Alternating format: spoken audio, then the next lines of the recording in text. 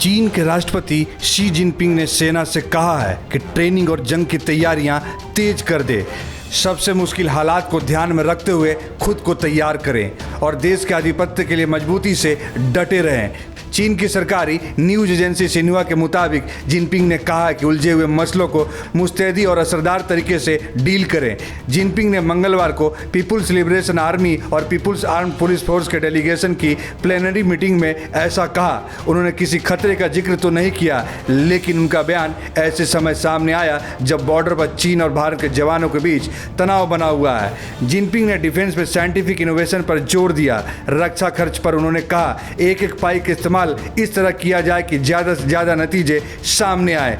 इससे पहले 22 मई को चीन ने अपना रक्षा बजट 6.6 से बढ़ाकर $189 अरब कर दिया। यह भारत के रक्षा बजट का करीब 3 गुना है। डिफेंस बजट बढ़ाने पर चीन के रक्षा प्रवक्ता वू बियान ने कहा था कि इस समय हम नए खतरों और चुनौतियों से जूझ रहे हैं। इस दौरान उन्होंने ताइवान का खास तौर से जिक्र किया, जिसने चीन का हिस्सा होने से इनकार कर दिया है। चीन ने पिछले कुछ दिनों में लद्दाख और उत्तरी सिक्किम में नियंत्रण रेखा LAC के पास सैनिकों की संख्या बढ़ाई है। चीन की फौज ने भारतीय इलाकों में घुसपैठ कर अस्थायी ठिकाने भी बनाए हैं। इससे दोनों देशों की सेनाओं के बीच तनाव बढ़ रहा है। इस महीने 3 बार सैनिकों की झड़प भी हो चुकी है। इस बीच प्रधानमंत्री नरेंद्र मोदी ने मंगलवार को हाई लेवल मीटिंग बुलाई। इसमें रक्षा मंत्री राजनाथ सिंह, NSA अजित डोभाल, CDS बिपिन रावत और तीनों सेना प्रमुख शामिल हुए। इसके बाद मोदी ने विदेश सचिव हर्षवर्धन श्रृंगला से भी चर्चा की।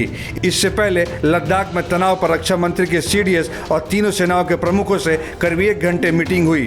सूत्रों के हवाले से बताया गया कि दोनों बैठकों में मोदी और राजनाथ को चीन की हरकतों पर भारतीय सेना के जवाब की जानकारी दी गई। मीटिंग में 2 अहम फैसले लिए गए। पहला, इस क्षेत्र में सड़क निर्माण जारी रहेगा। दूसरा, भारतीय सैनिकों की तैनाती उतनी ही रहेगी जितनी चीन की है। तो वहीं आज भारतीय वायुसेना को तेजस लड़ाकू विमानों का नया दूसरा स्क्वाड्रन मिल गया। वायुसेना के प्रमुख air chief marshal RKS Bhadauria ने तमिलनाडु के सुलूर एयरबेस पर वायुसेना के 18वीं स्क्वाड्रन को सौंपा।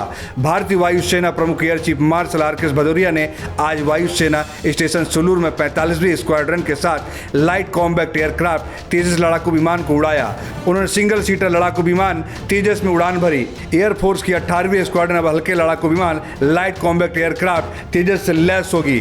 तेजस विमान उड़ाने वाली एयरफोर्स की यह दूसरी स्क्वाड्रन होगी।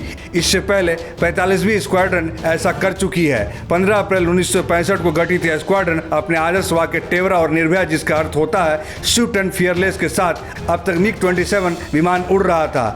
इससे पहले इसे 15 अप्रैल 2016 को नंबर प्लेट लगा दिया गया था। स्क्वाड्रन को इस साल 1 अप्रैल को फिर से शुरू किया गया है। इस स्क्वाड्रन ने पाकिस्तान के साथ 1971 के युद्ध में सक्रिय रूप से भाग लिया और मरणोपरांत फ्लाइंग ऑफिसर निर्मलजीत सिंह सेखों को सर्वोच्च वीरता पुरस्कार परमवीर चक्र से नवाजा गया था। इस स्क्वाड्रन को श्रीनगर में सबसे पहले उतरने, वहां काम करने के लिए डिफेंडर्स ऑफ कश्मीर वैली भी कहा गया। एयरफोर्स की इस स्क्वाड्रन को नवंबर 2015 में राष्ट्रपति के मानक के साथ प्रस्तुत किया गया था। इसीलिए यह कहा जा सकता है कि तेजस चीन के बड़े तनाव से बहुत काम आ सकता है। PM मोदी ने भी सेना के संग तो कर दी बैठक, तो शी ने भी युद्ध की तैयारी के सख्त आदेश दे दिए। आपको हमारी रिपोर्ट कैसी लगी, इसके बारे में जरूर बताएं। लाइक और शेयर करना ना भूलें। इंडिया न्यूज़ वायरल की रिपोर्ट।